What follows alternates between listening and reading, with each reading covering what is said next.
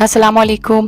Welcome ਤੁਹਾਨੂੰ ਸਾਰਿਆਂ ਨੂੰ ਮੇਰੇ ਚੈਨਲ ਮਿੱਚੀ ਟੇਸਟ ਆਫ ਫੂਡ 'ਚ। ਮੈਂ ਸ਼ੈਫ ਮਦੀਹਾ ਫੈਸਲ ਅੱਜ ਆਪਣੇ ਚੈਨਲ ਤੋਂ ਤੁਹਾਡੇ ਲਈ ਸਵੀਟ ਡਿਸ਼ ਲੈ ਕੇ ਆਈ ਹਾਂ, ਮਿੱਠੀ ਡਿਸ਼ ਲੈ ਕੇ ਆਈ ਹਾਂ। ਤੇ ਅੱਜ ਜਿਹੜਾ ਨਾ ਅਸੀਂ ਝਟਪਟ ਤਿਆਰ ਕੀਤਾ ਸੀ ਹਲਵਾ ਸੂਜੀ ਦਾ, ਕਿਉਂਕਿ ਅਚਾਨਕ ਹੀ ਗੈਸਟਾਂ ਦੇ ਆਉਣ ਦਾ ਪਤਾ ਲੱਗ ਗਿਆ ਕਿ ਗੈਸਟ ਆਉਣਾ, ਤੇ ਸੋਚ ਕੇ ਕੀ ਬਣਾਵਾਂ ਤੇ ਉਹਨਾਂ ਲਈ ਤੇ ਮੈਂ ਚਾਹ ਦੇ ਨਾਲ ਜਿਹੜਾ ਨਾ ਝਟਪਟ ਤਿਆਰ ਕਰ ਲਿਆ ਜਿਹਦਾ ਹਲਵਾ।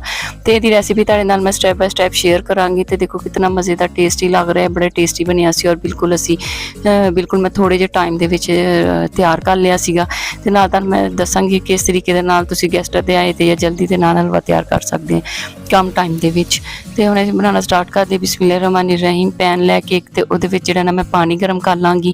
ਪਾਣੀ ਦੀ ਕੁਆਂਟੀਟੀ ਹੈ ਕਿ ਤੁਹਾਨੂੰ ਮੈਂ ਪਿਆਲੀ ਦਿਖਾ ਰਹੀ ਹਾਂ। ਤੇ ਇਹਦੇ ਵਿੱਚ ਜਿਹੜਾ ਨਾ 1 ਪਿਆਲੀ ਸੂਜੀ ਸੀ ਔਰ 1 ਪਿਆਲੀ ਇਹਦੇ ਵਿੱਚ ਅਸੀਂ ਚੀਨੀ ਡਾਲਣੀ ਔਰ ਇਹਦੇ ਵਿੱਚ ਜਿਹੜਾ ਨਾ ਅਸੀਂ 4 ਪਿਆਲੀਆਂ ਇਹੀ ਵਾਲੀਆਂ ਪਾਣੀ ਦੀਆਂ ਐਡ ਕਰਨੀਆਂ, ਕਿਉਂਕਿ ਕੁਆਂਟੀਟੀ ਜਿਹੜੀ ਸੂਜੀ ਦੀ ਉਹ ਇਹੀ ਆ। ਤੇ ਤੁਸੀਂ ਜਿਹੜਾ ਨਾ ਇਹਨੂੰ ਯਾਦ ਰੱਖਣਾ ਆ 1 ਪਿਆਲੀ ਸੂਜੀ ਦੀ ਔਰ ਉਹਦੇ ਵਿੱਚ ਜਿਹੜਾ ਨਾ 1 ਪਿਆਲੀ ਹੀ ਚੀਨੀ ਦੀ ਜਾਏਗੀ ਔਰ 4 ਪਿਆਲੀਆਂ ਜਿਹੜੀਆਂ ਨਾ ਉਹਦੇ ਵਿੱਚ ਪਾਣੀ ਦੀਆਂ ਐਡ ਕਰਨੀਆਂ ਆ।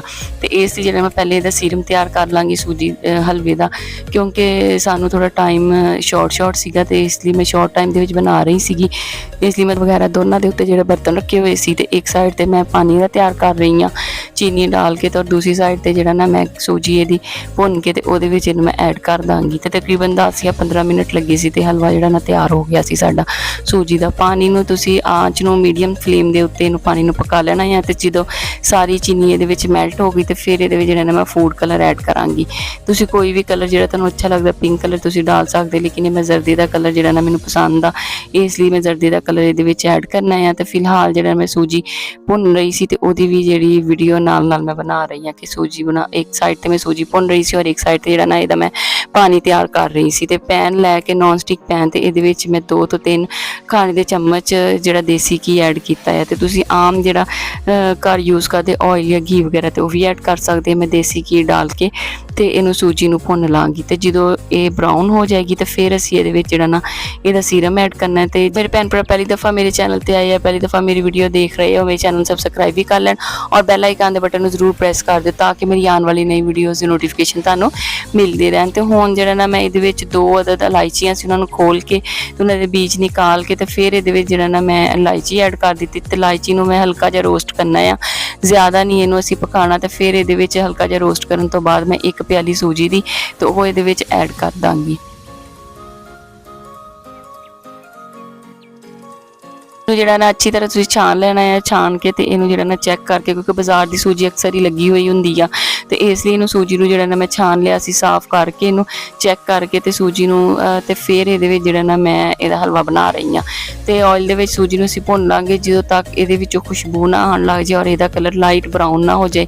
ਤੇ ਸੂਜੀ ਨੂੰ ਤੁਸੀਂ ਭੁੰਨਣਾ ਹੈ, ਭੁੰਨ ਕੇ ਤੇ ਕਿਉਂਕਿ ਅਗਰ ਅਸੀਂ ਇਹਨੂੰ ਐਸੇ ਤਰੀਕੇ ਦੇ ਨਾਲ ਹਲਕਾ ਜਿਹਾ ਕਰਕੇ ਤੇ ਇਹਨੂੰ ਸੌਤੇ ਜਾਂ ਹਲਕਾ ਜਿਹਾ ਗਰਮ ਕਰਕੇ ਪਾ ਲਾਂਗੇ ਤੇ ਹਲਵਾ ਜਿਹੜਾ ਨਾ ਉਹਦਾ ਕਲਰ ਇੱਕ ਤੇ ਉਹਦਾ ਕਲਰ ਇਤਨਾ ਜ਼ਿਆਦਾ ਨਹੀਂ ਅੱਛਾ ਆਏਗਾ ਔਰ ਕੱਚੀ ਜਿਹੜੀ ਇਹਨੇ ਸੂਜੀ ਦੀ ਵਿੱਚੋਂ ਖੁਸ਼ਬੂ ਆਏਗੀ, ਟੇਸਟ ਕੱਚੀ ਸੂਜੀ ਦਾ ਆਏਗਾ। ਤੇ ਇਸ ਲਈ ਇਹਨੂੰ ਮੈਂ ਸੂਜੀ ਨੂੰ ਜਿਹੜਾ ਨਾ ਬਿਲਕੁਲ ਲਾਈਟ ਫਲੇਮ ਦੇ ਉੱਤੇ ਜਲਦੀ ਬਣਾ ਲਿਆ ਸੀ। ਦੂਸਰੀ ਸਾਈਡ ਤੇ ਇਹਦਾ ਮੈਂ ਸੀਰਮ ਪਹਿਲੇ ਹੀ ਤਿਆਰ ਕਰਕੇ ਰੱਖਿਆ ਹੋਇਆ ਸੀ। ਅਗਰ ਤੁਸੀਂ ਸੀਰਮ ਇਹਦਾ ਬਾਅਦ 'ਚ ਤਿਆਰ ਕਰਨਾ ਹੈ ਤੇ ਸੂਜੀ ਨੂੰ ਤੁਸੀਂ ਜਿਹੜਾ ਨਾ ਮੀਡੀਅਮ ਫਲੇਮ ਦੇ ਉੱਤੇ ਬਣਾ ਕੇ ਇਹਨੂੰ ਬਰਾਊਨ ਕਰਕੇ ਤੇ ਫਿਰ ਕਿਸੇ ਬਰਤਨ ਦੇ ਵਿੱਚ ਨਿਕਾਲ ਲੈਣਾ, ਕਿਉਂਕਿ ਇਹ ਬਰਤਨ ਗਰਮ ਹੁੰਦਾ ਹੈ। ਅਗਰ ਅਸੀਂ ਇਹਦੇ ਵਿੱਚ ਐਸੇ ਹੀ ਜਿਹੜਾ ਨਾ ਡਾਲ ਕੇ ਰੱਖ ਦਾਂਗੇ ਤੇ ਜਦੋਂ ਤੱਕ ਅਸੀਂ ਸੀਰਮ ਵਗੈਰਾ ਇਹਦਾ ਬਣਾਉਣਾ ਆ ਤੇ ਸੂਜੀ ਜਿਹੜੀ ਹੈ ਨਾ ਉਹ ਨੀਚੋਂ ਜ਼ਿਆਦਾ ਬਰਾਊਨ ਹੋ ਜਾਣੀ ਆ।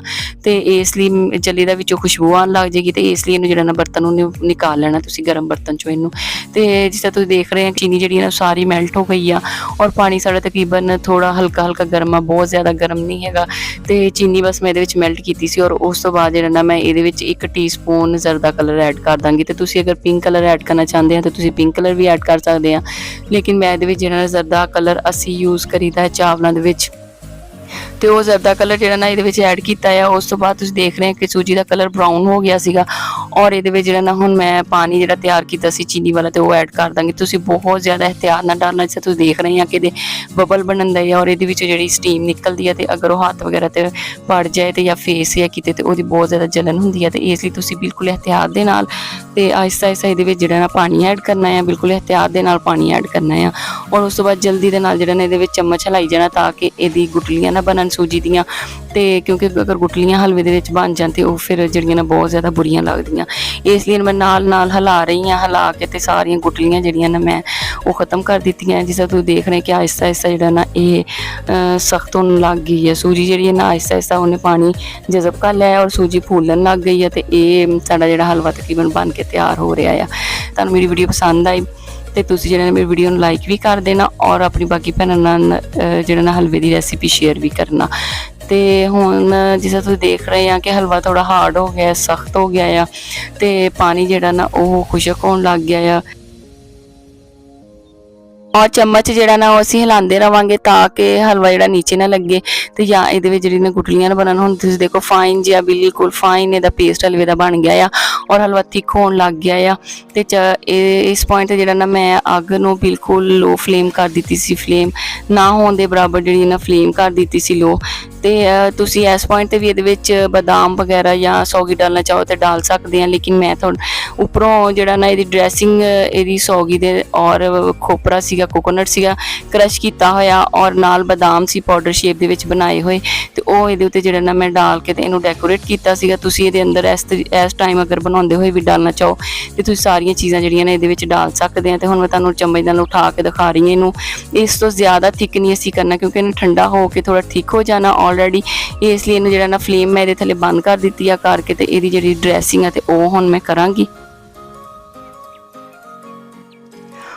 ਔਰ ਹੁਣ ਇਹਦੇ ਉੱਪਰ ਜਿਹੜਾ ਨਾ ਮੈਂ ਇਹਦੀ ਡਰੈਸਿੰਗ ਦੇ ਤੌਰ ਤੇ ਸੌਗੀ ਵਗੈਰਾ ਯੂਜ਼ ਕਰਨੀ ਆ ਤੇ ਤੁਸੀਂ ਜਿਹੜਾ ਨਾ ਬਦਾਮ ਵਗੈਰਾ ਸਾਬਤ ਵੀ ਡਾਲ ਸਕਦੇ ਆ, ਛਿਲਕੇ ਉਤਾਰ ਕੇ ਤੁਹਾਨੂੰ ਬਾਰੀਕ ਬਾਰੀਕ ਕੱਟ ਕੇ ਤੇ ਡਾਲ ਸਕਦੇ ਆ, ਲੇਕਿਨ ਮੈਂ ਇਹਦੇ ਉੱਪਰ ਜਿਹੜਾ ਨਾ ਸੌਗੀ ਉੱਪਰ ਡਾਲੀ ਸੀ ਤੇ ਨਾਲ ਇਹਦੇ ਉੱਤੇ ਬਦਾਮ ਸੀਗੇ ਤੇ ਉਹ ਪੀਸੇ ਹੋਏ ਸੀ ਪਾਊਡਰ ਸ਼ੇਪ ਦੇ ਵਿੱਚ ਮੈਂ ਬਣਾਏ ਸੀ, ਗ੍ਰੈਂਡ ਕੀਤੇ ਹੋਏ ਤੇ ਨਾਲ ਕੋਕੋਨਟ ਸੀਗਾ ਤੇ ਉਹ ਵੀ ਮੈਂ ਗ੍ਰੈਂਡ ਕੀਤਾ ਹੋਇਆ, ਚੌਪ ਕੀਤਾ ਹੋਇਆ ਕੋਕੋਨਟ ਸੀਗਾ।